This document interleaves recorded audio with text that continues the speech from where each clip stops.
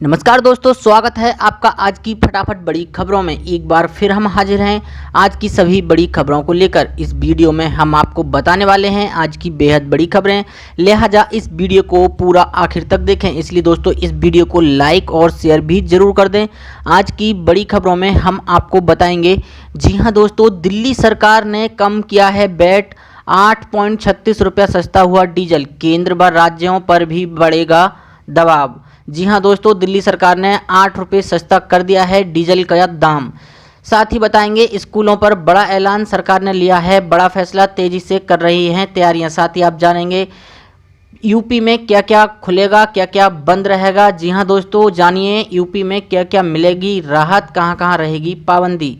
साथ ही आप जानेंगे गैस सिलेंडर पर मिलने वाली सब्सिडी खत्म कर दी है। जी हां, सरकार ने अब जवाब दे दिया है, गैस सिलेंडर पर मिलने वाली सब्सिडी अब नहीं मिलेगी। साथ ही आप जानेंगे इन 4 तारीखों से घर बैठे जाना जा सकता है पीएफ अकाउंट का बैलेंस। जी हां, 4 तरीकों से घर बैठे आप जान सकते हैं पीएफ अकाउंट का बैलेंस। साथ ही आप जानेंगे सोने की कीमतों में उछाल जारी है, चांदी की चमक रही फीकी, जाने अब आगे के क्या भाव हैं। जी हां दोस्तों, सोने की कीमतों में कितनी उछाल रही है और चांदी कितनी महंगी हुई है, ये आप सब इस वीडियो में जानेंगे। साथ ही आप जानेंगे कोरोना काल के बीच अधिकारी कर्मचारियों को बड़ा झटका, राज्य शासन ने जारी किए आदेश। जी हां, सरकारी कर्मचारी अधिकारियों के लिए सरकार ने बड़ा झटका दिया है। साथ ही बढ़ते हैं आज की पहली बड़ी खबर की ओर।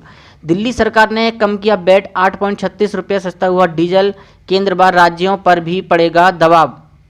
कोरोना काल में दिल्ली के केजरीवाल सरकार ने वैट में बढ़ोतरी की थी, जिससे डीजल के दाम बढ़ गए थे। सरकार ने 16.75% वैट को बढ़ाकर 30% कर दिया था, जिसके बाद डीजल के दाम में करीब 8 रुपये की बढ़ोतरी हुई थी। 30 जुलाई को दिल्ली सरकार ने वैट के दर को कम कर दिया है। जी हां, अब वहां डीजल और पेट्रोल पर पहले की तरह 16.75% ही वैट लगेगा। इसके साथ ही दिल्ली में डीजल की कीमत में लगभग 8.5 रुपये की कमी आ गई है। दिल्ली में डीजल का दाम अब 73.64 रुपये प्रति लीटर हो गया है। साथ ही बढ़ते हैं अगली बड़ी खबर की ओर। स्कूलों पर बड़ा ऐलान, सरकार ने लिया ये फैसला, तेजी से कर रही हैं तैयारियां।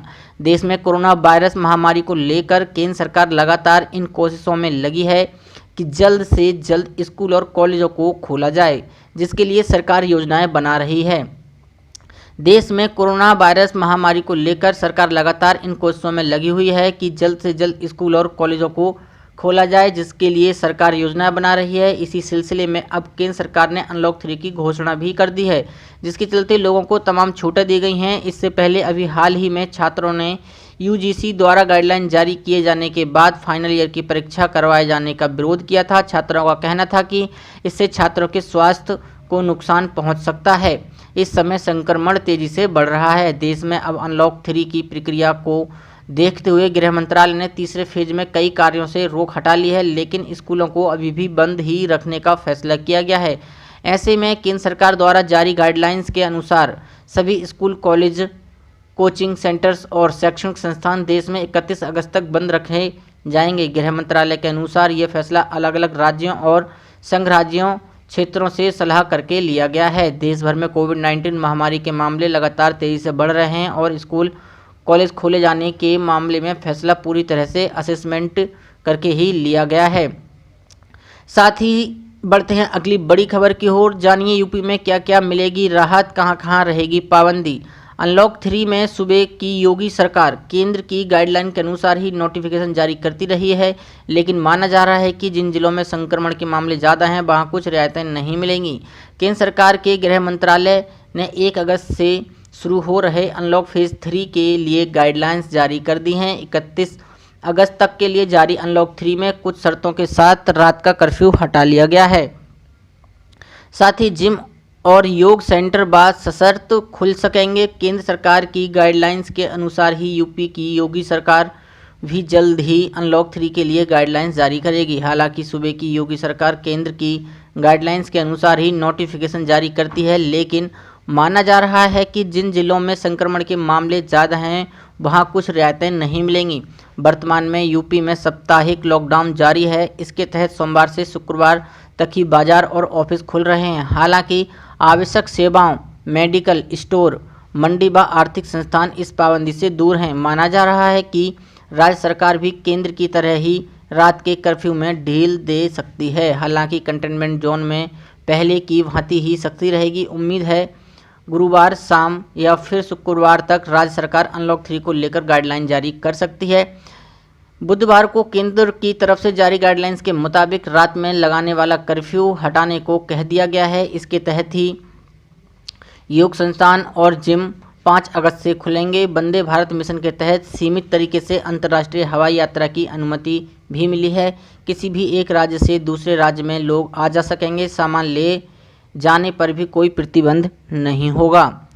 गाइडलाइंस के मुताबिक स्कूल, कॉलेज और कोचिंग संस्थान 31 अगस्त 2020 तक बंद रखने का आदेश है। Metro rail, cinema hall, swimming pool, मनोरंजन पार्क, थिएटर, बार, ऑडिटोरियम, असेंबली हॉल बंद रहेंगे।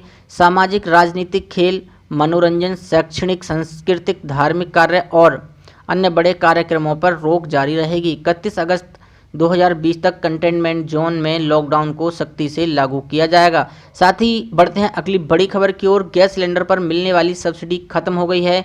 जाने सरकार के क्या हैं नए जवाब। केंद्र सरकार ने गैस पर मिलने वाली सब्सिडी पर रोक लगा दी है। बताया जा रहा है कि यह रोक मई के बाद से लगाया गया है, यानी आपके खाते में मई महीने के बाद सब्सिडी के पैसे आने बंद हो गए हैं। सरकार ने ये फैसला क्यों किया है, इस पर अभी तक कोई आधिकारिक पुष्टि नहीं हुई है। पेट्रोलियम मंत्रालय के आधिकारिक ट्विटर हैंडल से किए गए ट्वीट में बताया गया है कि सरकार ने मई के बाद सब्सिडी खत्म करने का फैसला किया है। मंत्रालय ने बताया कि सरकार ने मई महीने के रिवाइज प्राइस के समय ही गैस सब्सिडी खत्म करने का फैसला किया था, जिसके कारण मई और जून में गैस लेने पर भी सब्सिडी का पैसा ट्रांसफ़र नहीं किया गया है। 1 अगस्त से घट सकते हैं दाम। आपको बता दें कि 1 अगस्त से गैस की कीमत में कटौती हो सकती है। इसे लेकर केंद्र सरकार के स्तर पर तैयारी चल रही है। अनलॉक 2 के दोनों चरण 31 जुलाई तक पूरे हो रहे हैं। इसके बाद केंद्र सरकार क्या तय करती है, इस पर अब सबकी निगाहें हैं। तेल कंपनियों के वरीय अधिकारी की माने या संभावना है कि 1 अगस्त को रिवाइज होने वाले एलपीजी सिलेंडर के दाम घटेंगे और सब्सिडी सिलेंडर सस्ता हो सकता है। साथ ही बढ़ते हैं आज की अगली बड़ी खबर की ओर। इन 4 तरीकों से घर बैठे जान सकते हैं अपने पीएफ अकाउंट का बैलेंस। कर्मचारी को अक्सर अपने पीएफ अकाउंट के बारे में कई जिज्ञासाएं होती हैं। उनकी सैलरी से पीएफ अकाउंट में कितना पैसा जा रहा है, पीएफ अकाउंट का बैलेंस कितना है, पेंशन फंड में कितनी राशि जा रही है, ऐसे कई सवाल कर्मचारी के पास होते हैं। जो कर्मचारी जागरूक होते हैं वे विभिन्न माध्यमों से अपने पीएफ अकाउंट के बारे में जानकारी पता कर लेते हैं। आज हम आपको कुछ ऐसे तरीके बताने जा रहे हैं जिनके जरिए आप घर बैठे मिनटों में अपने पीएफ अकाउंट का बैलेंस जान सकते हैं। कर्मचारी सिर्फ एक मैसेज कर अपने पीएफ अकाउंट का बैलेंस जान सकते हैं, लेकिन इसके लिए आपका यूएएन ईपीएफओ के साथ रजिस्टर्ड होना चाहिए।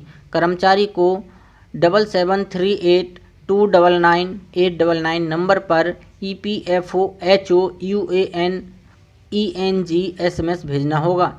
यहाँ ENG अपनी पसंदीदा भाषा के पहले 3 अक्षर हैं। यह सुविधा 10 भाषाओं में उपलब्ध है। कर्मचारी को ये SMS रजिस्टर्ड मोबाइल से करना होगा। इससे कर्मचारी अपने पीएफ अकाउंट का बैलेंस और ताज़ा योगदान की जानकारी प्राप्त कर सकते हैं।